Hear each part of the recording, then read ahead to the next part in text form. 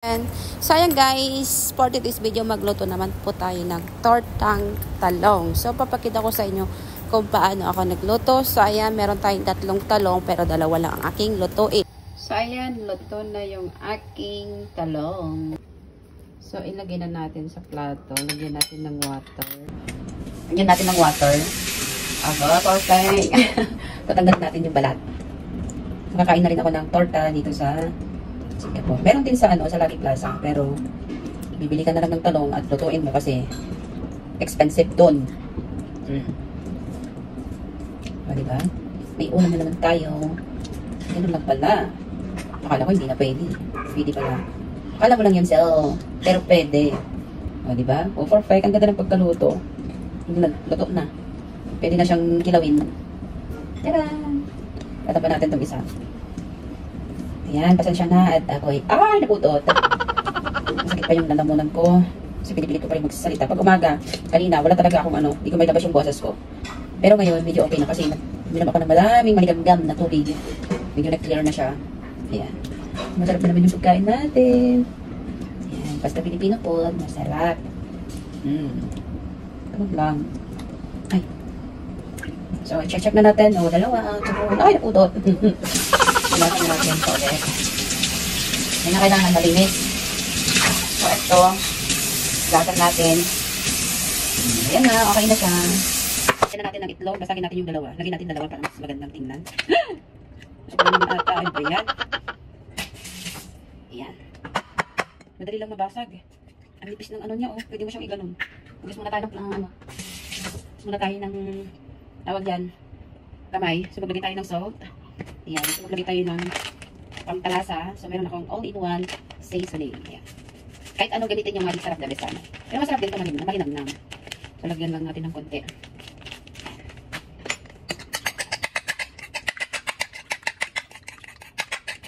Ayan. Haluin natin mabuti yung itlog. So, ito na yung ano ba tawag dito? Talong. So, ano natin? Hatiin natin dito sa gitna. Napudot! Ayan. Ang hirap pala maging cooking, Pero masaya ako sa ginagawa ko. Wala lang, natutupak lang ako kaya nagsishare ako ng mga video. So, ginatipa ako. O, diba? Tapos yung isa din, para pag i-prito natin perfect. Charot. Kala nyo lang perfect. Pero perfect yan. Ako pa, magaling kaya ako. Magaling ako kumain. Diba? Ayan, so ilagay na natin yung itlog. Ayan, labog natin yung itlog. Hanggang mag-swimming yung talong. O, diba? Ganon. Tapos, lagyan natin din yung isa. So, magsiswimming din siya. Charot. O, diba? Hindi naman malalim. Yan, tutupak na naman na guess. Para lang matutuwa naman kayo manunod sa akin. Hindi masyadong seryoso. Ayan, lagyan na natin. Lagyan lang natin. So, slow fire lang gamitin natin para hindi siya masunog.